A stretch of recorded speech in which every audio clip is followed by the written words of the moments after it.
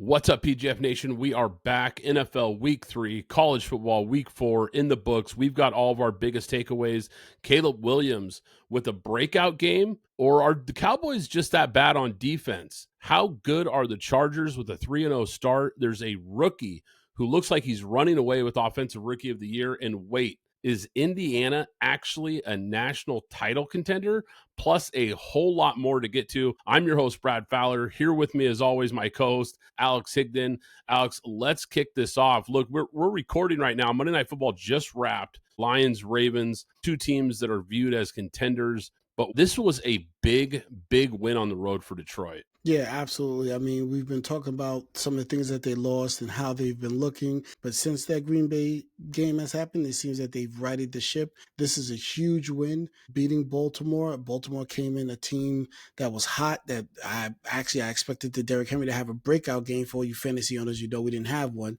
And then that huge fumble that was because it was a boxing match, slugging in the middle of the ring, he fumbles the ball, and the game just went downhill from there for the Ravens. That punch out by Hutchinson was a total game changer, really flipped this game because it was tight, and then that really just killed the momentum that the Ravens had. I thought to open this game, what an impressive drive by Detroit there in the second quarter to take the lead, and then right after that, you see Lamar hit some big plays.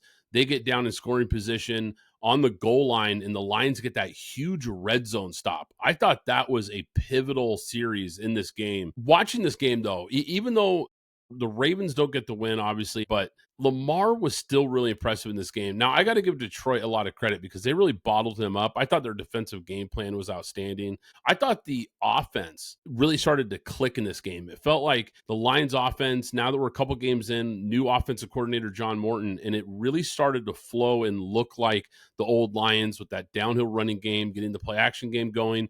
We saw some really creative play calls, some of the stuff that we used to see with Ben Johnson. So really, really impressive performance by them. For the Ravens, they need to get it going. They need to bounce back and start ripping off some wins here because this really feels like a huge opportunity. And I'm talking about this season as a whole here. It feels like this could be now or never for the Ravens. Now, look, I know you have Lamar, so the window is technically going to be open as long as he's quarterback.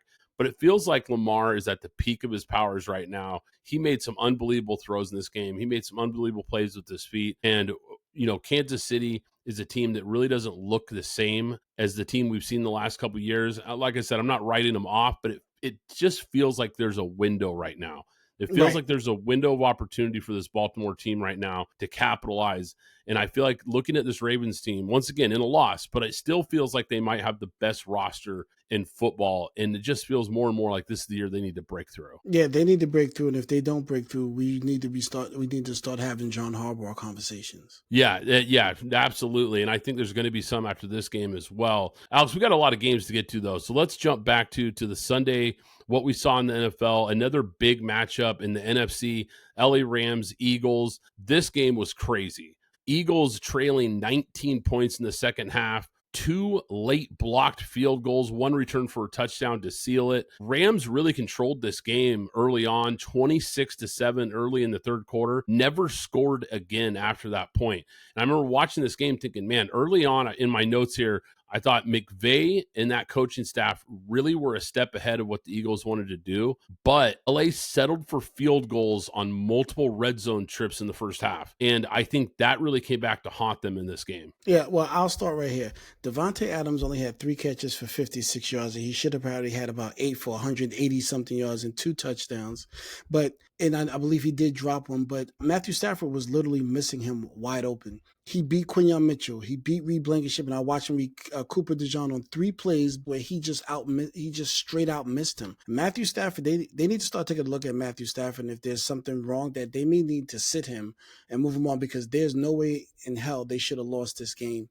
They didn't settle. Matthew Stafford missed passes. That's what literally happened. That's not settling. Matthew Stafford was not good this game. Yeah, that was really my big concern for LA this year was because we heard in the offseason and in the preseason, we kept hearing the stories about Matthew Stafford's back and coming into the season not being at 100%. We know with his age and, of course, back injuries can be such an up and down thing. One morning you wake up and you feel good. The next morning you wake up, you feel terrible. That was really the only reason why I took the Rams out of my playoff prediction because even though I really like this team, I really like a lot of the pieces on this team, this young defense.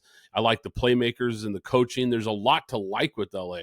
But Stafford, with that injury, I don't know if it's injury. I don't know if it's lingering, but you're right. He just doesn't quite look right. And it definitely showed up in this game because he missed some throws that he used to make in his sleep. Now, I was impressed with Jalen Hurts in the second half because that first half he was struggling. -1 yards passing. Yeah, it was brutal. He couldn't get anything going in the first half, but man, he came up big in the second half. 204 yards, 3 touchdowns in the second half to complete this comeback. And once again, the Rams are a team that really matches up with the Eagles. Once again, it feels like late in these games, the Eagles in the trenches tend to wear down the Rams and get control of these ball games, and it felt like that again in this one. Yeah, and a great win for the Eagles. But there's something that's interesting that's happened these 3 games, and I'll give them to you: 60, 88, and 46. That is the consecutive yards that they have rushed for with Saquon Barkley. There's something happening there. I don't know what it is exactly. Perhaps it's the offensive coordinator. I'm not sure, but they're starting to look like they looked 2 years ago when they were squeaking out wins, and they're not looking dominant in any way, shape, or form. But this is something we talked about, Brad. Losing a lot of depth and just a lot of players because they drafted so well. And now they're just top heavy. They don't have the depth that they had the previous years. So we'll have to wait and see how they matriculate as the season goes on. All right, let's shift to the AFC West. We had a matchup, Chargers-Broncos. Chargers end up getting the win late versus this Broncos team. Herbert was under so much pressure in this game. 29 times they got pressure on Herbert in this game. He was sacked 5 times. He spent most of the game just trying to evade the Broncos pass rushers. This was really the first time this year where it felt like that Chargers O-line was having trouble. They've been really good the first 2 weeks, but that Broncos front seven, man, they were getting after it.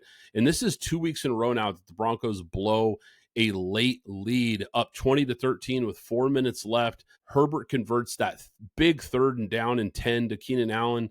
Then they commit the personal foul that set up that game-tying drive. Herbert down the stretch was huge, though. He completes his last 8 passes, including that highlight touchdown to Keenan Allen.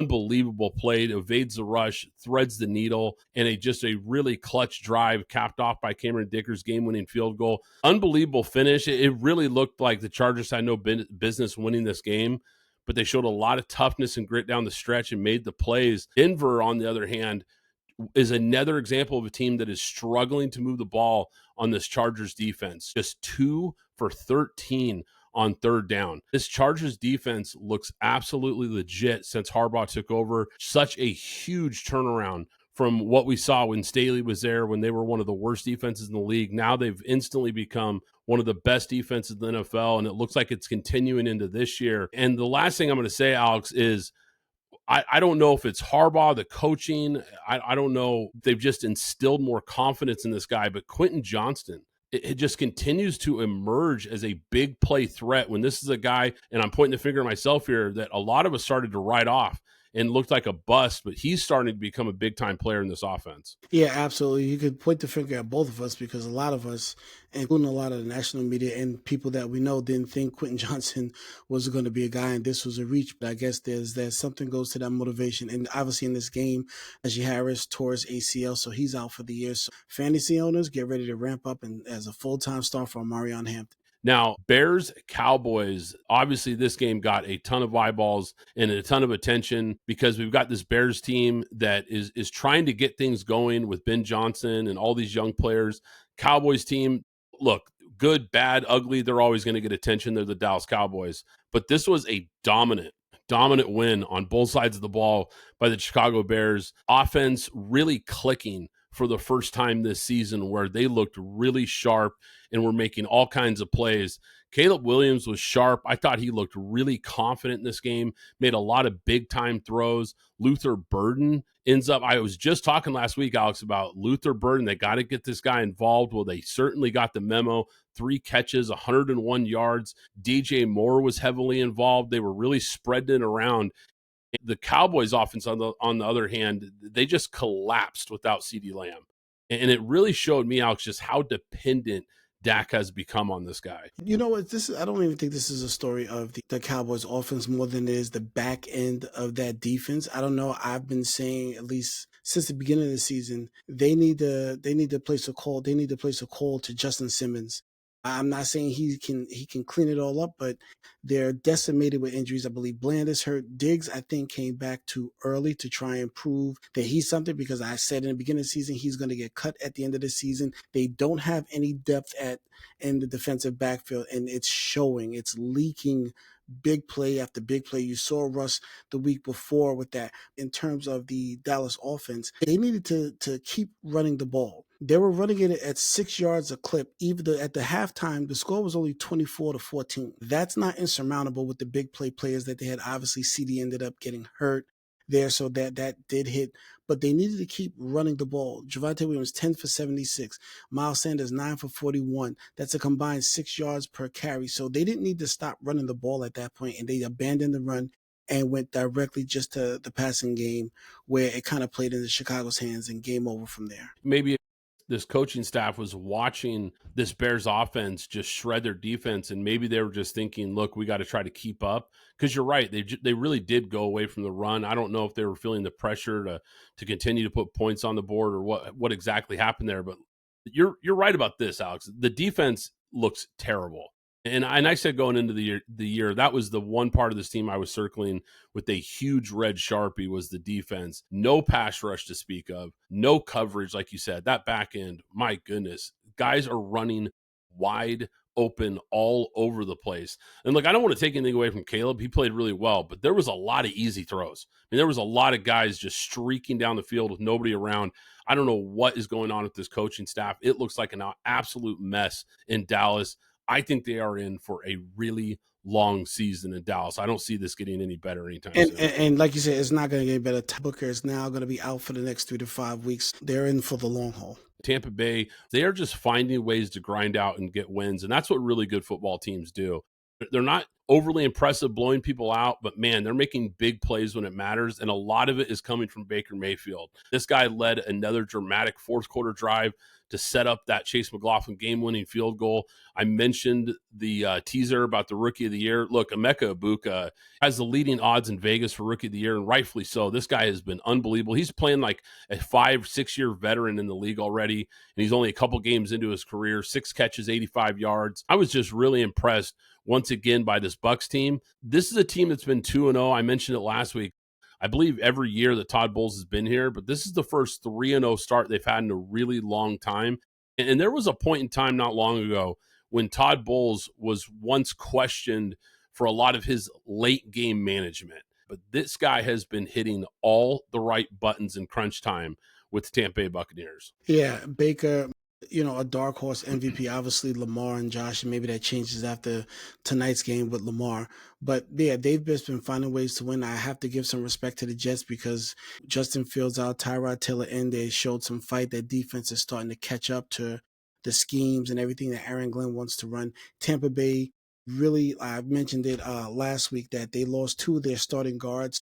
There's going to be a little bit of a struggle until those guys come back. Well, one is out for the season. The other one is just out for a game or just working with an injury. So there'll be some time before they get back. But the grit and toughness of the makeup of Baker Mayfield is how this team is winning. And if they continue to do that, they're going to be a problem when we get to January. Yeah, they look like a complete football team right now. That is for sure. Look, before we get to college football, got to give out the NFL Week 3 game ball. For me, Alex, it's going to be cornerback Isaiah Rodgers of the Minnesota Vikings. Wow, did this guy put on a show. 2 defensive touchdowns, 2 forced fumbles, a pick 6, a pass breakup, and only allowed a single 2-yard catch in coverage. Hats off to Isaiah Rodgers, man. He had a career day. Yeah, and the defense is the theme, so let's just stick with the defense. I'm going to give mine to Jordan Davis.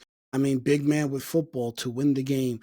Jumped up, blocked 2 kicks, because remember, there were 2 kicks that were blocked there. So he blocked both of them and then took it down the field. And I'm sorry, Vegas. I heard that someone's looking into this game, or at least the Green Bay and Cleveland game, because that was a 3.5. They were a 3.5 dog, and that swayed everybody's ticket when he ran that into the end zone. It's funny, Alex, because when he ran that back, that was the first thing that I thought of, was there are some very angry people in Vegas right now with the way that point spread went. All right, let's get to some college football here. Indiana, Illinois. This was one of the biggest games of Saturday, and I thought this was going to be a great game. Look, I put my picks out on Twitter for you guys at PGF Podcast, and this is one of the games I got absolutely wrong. I thought Illinois would win this game. I thought it would be close. I thought it'd be a really good game, and it was a laugher because Indiana came out and dominated this game from start to finish. This is a team that had won, or Illinois, that is a team that had won 13 of their last 16 games. They brought back most of their starters from a 10-win season. There was a lot of reason why people liked Illinois this year, and I still think this is a good football team. I really do. I think they've got a lot of talent. I think they're well coached, and I think they're going to win a lot of games. But that's what makes this win by Indiana even more impressive. Curt Cignetti has Indiana looking even better than last year's surprise run that they went on. And a lot of it has to do with quarterback Fernando Mendoza, the transfer. This guy has been lights out. They've got a balanced attack on offense. They've got 2 good running backs, 2 good wide receivers, a tight end, and a defense that is aggressive and gets after it. Man, this team is really looking good right now. 63-10, Illinois, I thought that defense was supposed to be something, apparently not. But Fernando Mendoza, Cade Klubnik looking terrible. Nussmeier and LSU hurt and playing down. They've been looking for another guy to be mentioned here. He's a junior transfer, 14 TDs, 0 interceptions. Could Fernando Mendoza sneak up and be this QB of the future of the next draft? This Indiana team, they've got depth at the skill positions, but they're also really good in the trenches. There's not a lot of holes on this team. This is a very complete looking football team. They are going to be a problem in the Big Ten. And going into the year, everybody was talking about Ohio State, Penn State, Oregon, even people mentioning a team like Michigan or Illinois as being some of those teams that are kind of right here. Everyone was sleeping on Indiana once again this year. But when you look at that season, they lost 2 games. They lost to Notre Dame and they lost to Ohio State. Well, those 2 teams played for the national championship. Those are the only teams that beat Indiana last year. So I think we got to look back and just realize how good this team actually was. And they look, like I said, they look better so far this year. So this is a really good conference, and they've got some really tough games. They've got Oregon on the road. I believe they have USC coming up. So they're going to be tested. But man, this team is going to be tough to beat down the stretch. I'm really like what I've seen from them, and man, are they well coached. In the Big 12, we had another big top 25 matchup, and this was another eye-opening game. Texas Tech takes on Utah, and they pull away in this game. It was close for a while, but Texas Tech made all the big plays down the stretch. They're now the Big 12 favorites. 34-10 road win at Utah. I think that's what was even more impressive about this, is because Utah at home is one of the toughest environments to play in all of college football. To go in there and get a big win like that really was impressive. Utah also has one of the best offensive lines in the country, and Texas Tech's defensive front dominated. That was eye-opening, Alex. I was really shocked at how well this defense played, especially the big guys up front. Yeah, and the real thing is, it's not, if you're looking at the stat line, if you didn't see the game, it really wasn't about the sacks. It was mainly about they were in the backfield, tackles for loss. They were in the backfield all night, well, rather all day long, preventing big plays and causing havoc. So the tackles for loss, that was the real key thing here within that game, is that they didn't allow anybody to get away. They were sure tackled, and they were able to dominate Utah. Yeah, this defense flies around. They get downhill, and they don't miss tackles. That to your point about tackles for loss, I don't remember seeing more than maybe 2 or 3 missed tackles that entire game. I was so impressed with how buttoned up this team was, how well they executed on both sides of the ball. Their starting quarterback gets hurt after a big hit. Redshirt freshman Will Hammond comes in, leads 3 touchdown drives. The offense does not miss a beat. If anything, I think they might even have a quarterback controversy on their hands now, because this guy looks so good. They got to really think about who they want to go with going forward, but that's a good problem to have, I guess. Texas Tech, we know during the offseason, we talked about this team because the big story with them was how much money they put into this program in the transfer portal to bring in a bunch of new faces, a bunch of talented players, and trying to build this program up to be a contender in the Big 12. And we've seen teams do this in the NIL era in recent years, where sometimes it's paid off when you see this big infusion of transfer talent, and sometimes it just doesn't click. We've seen it kind of go both ways. So this was a team that I felt was really kind of a mystery team for me because I knew they had the talent on paper, but would it all come together? Well, right now, it's definitely coming together for Texas Tech. They look like a team that could run away in the Big 12. In the SEC, Oklahoma, Auburn, Oklahoma, that was really what was impressive to me because I'm starting to think Oklahoma might just have the best defense in the country. They beat Auburn 24-17, 10 sacks, 14 tackles for a loss. They absolutely got after it and were in the backfield all day in this game. Brent Venables has really turned OU into, I think this is looking like a complete team. Strong defense. They've made some really smart portal moves, bringing in John Mateer at quarterback, bringing in his offensive coordinator, Ben Arbuckle from Washington State, and it's been seamless because this Oklahoma team has been good on defense the last couple of years, but it's been the offense that's been holding them back. Not anymore. They're a complete football team coming off that win over Michigan a few weeks ago, now knocking off a ranked Auburn team. Oklahoma looks like a playoff team. Now, I know they've got a tough SEC schedule ahead. They're definitely going to get tested. But right now, this looks like a team that could really make some noise and make a push for the CFB. I know people are upset about the trick play. I know it was an illegal play. It was pretty creative, if you ask me, but obviously illegal, having a guy acting like he's coming out of the game, lines up right on the sideline for a wide open touchdown. There's been a lot of talk about that. I'm sure Auburn fans are livid about that touchdown and the SEC coming out and acknowledging that that was an illegal play. So it's going to be interesting to kind of see how that plays out as far as I know the refs are going to be in some trouble. I don't know if Oklahoma's going to be in hot water for this or not. It's going to be interesting to see in the next couple of days kind of how that plays out. Well, the strength of Auburn is they run the ball. That's the strength of Auburn. They have more rushing yards than they have passing, and they ran 35 times for 67 yards at one clip. So to your point about Oklahoma and their defense, they shut down a team that basically was running for about 200 yards a game and held them to 67. So they limited and took away what they do best. And if you're telling me that they're going to be able to do that going forward, whoever they face, they're going to be a hard out. And they're going to upset some teams in the playoffs. Michigan, Nebraska in the Big Ten. This was a chance for Nebraska to finally kind of break out and get back into the national conversation. This has been a team that's been slowly kind of building since Matt Rule took over. This was a huge opportunity and show that they could be in the mix in this Big Ten.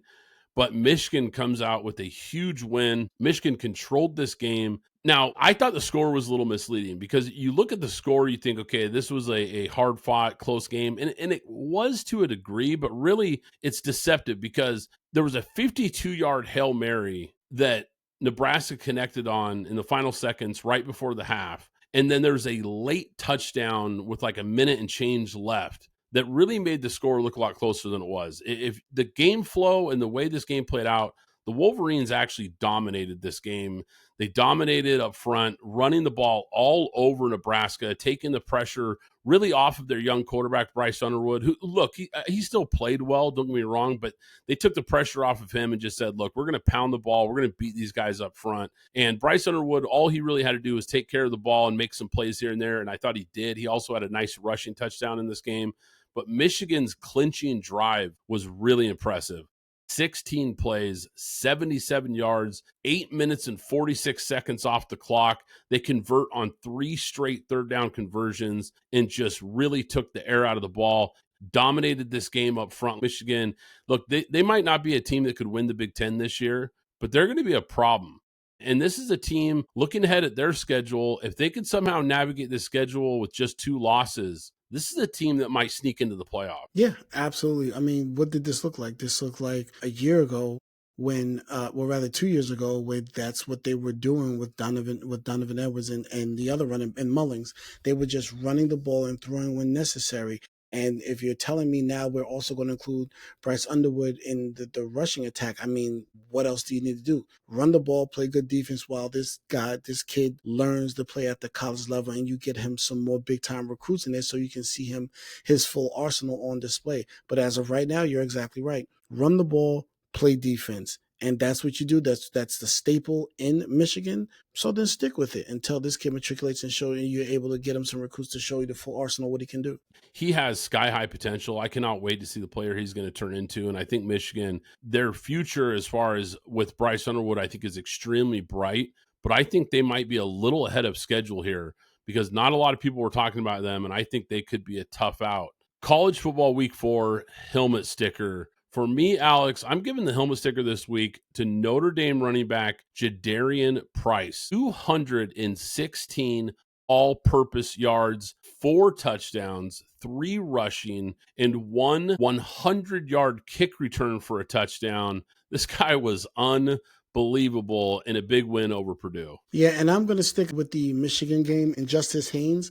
Big time 75-yard run, crushing all the way down the field. Only ran the ball 17 times for basically 8.8 yards, basically 9 yards a carry every time he touched the ball. Having that offensive line control the line of scrimmage and then delivering behind that. And let's just remember, they have I believe, if I'm not mistaken, Michigan has the number 1 running back coming in next year. So they are shaping up, like we said before, to be exactly what they were 2 years ago when they won the championship going forward in Bryce Underwood's career. Guys, if you enjoy the show, do us a favor, hit that subscribe button so you don't miss out on any future episodes. Hit that like button.